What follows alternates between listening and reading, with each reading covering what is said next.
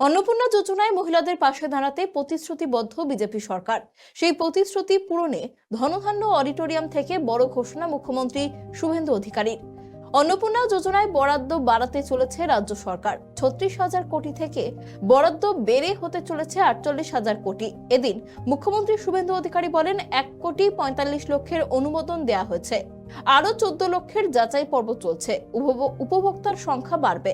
আমরা বাজেটে 36,000 কোটি টাকা বরাদ্দ করেছি, তাতে হবে না, 48,000 কোটি টাকা লাগবে।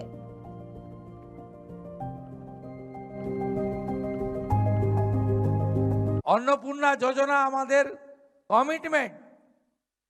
35,000 কোটি টাকা তো বাজেটে রেখেছিলাম আমরা, 36,000 কোটি, তাতে হবে না। আমাদের মার্চ মাস পর্যন্ত আমরা যদি 1,45,00,000 তো উপযুক্ত হয়ে গেছে, আরো 14 লক্ষের ভেরিফিকেশন চলছে, আরো কয়েক লক্ষ বাড়বে। আমরা হিসাব করে দেখেছি যে 48,000 কোটি টাকা বছরে এই খাতে আমাদের খরচ করতে হবে। কিন্তু ভারতীয় জনতা পার্টি ভেবে চিনতে অঙ্গীকার করেছে, সেই অঙ্গীকার পূরণ ভারতীয় জনতা পার্টি করেছে, আগামী দিনেও করবে।